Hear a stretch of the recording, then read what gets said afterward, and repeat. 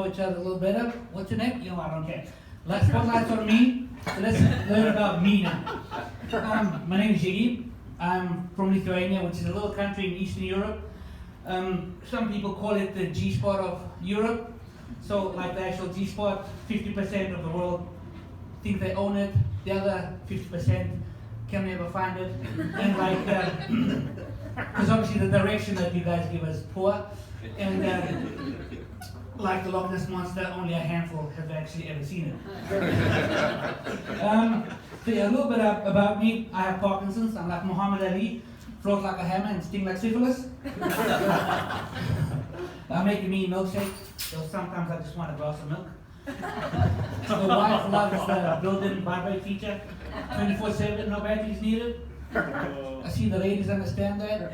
So a little bit worried. There's a couple of guys that I saw glint in the eyes. I feel I might need security to get to my car.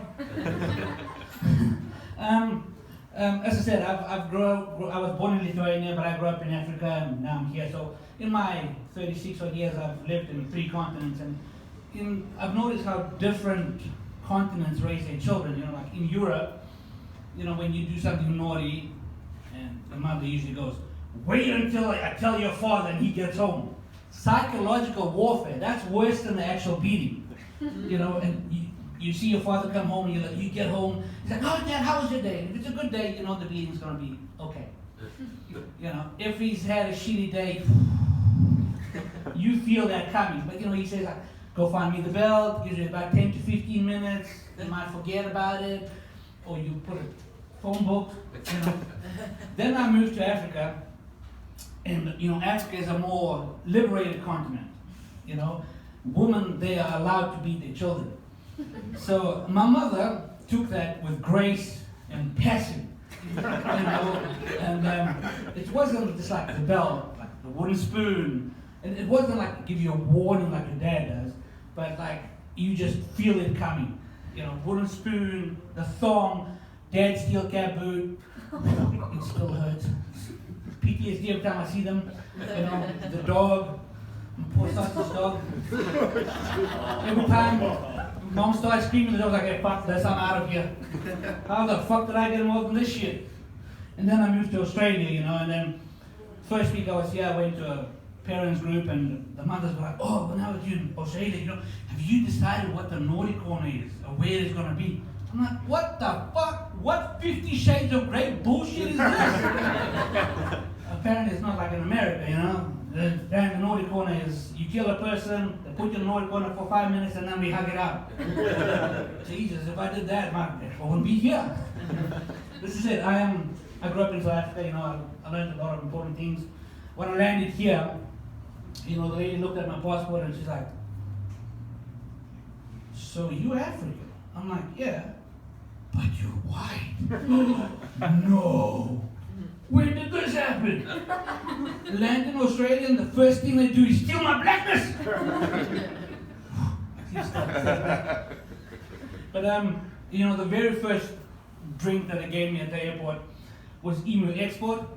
I took one sip and I was like, "Yeah, nah, I can't drink, so I'm going home." Apparently it was a test, I passed, and they gave me my citizenship. So, you know, that was a win. Yeah, you know, people hear that I'm African and whatnot, or from Africa, you know, and they're like, "So, do you ride lions to work?" We don't work in Africa, please. Plus, I prefer cheetahs, you know, better mileage with this one. You know, another question that quite favorable. "Do you know my cousin in Kenya?" No. You know, in Africa, we don't have like a directory of John Smith landed in Kinshasa International. Just make him feel welcome. And my absolute favorite is when they ask me about crime and how bad it is. You know, it reminds me of the first time I got mugged. Still get a bit emotional. Was in Rockingham. Walking home from the Sweeney Peak. Pants. Walking home from Sweeney Peak, this half of a twig jumped out of the bush with a knife. I'm like, "That's not a nice. But I remember at the airport, they tell me in Rotterdam, people are messed out, they don't know what they're doing, give them whatever they want. So that's been trick, always carry a poor wallet with you. I gave it to him. He felt so bad for me, he gave me a 20. So Friday night, after this, I'm going to Rotterdam for sure. And make about $800 and 2 quarts of meth. Obviously, I'm not a user, so I'll be setting up the show. Thank you very much.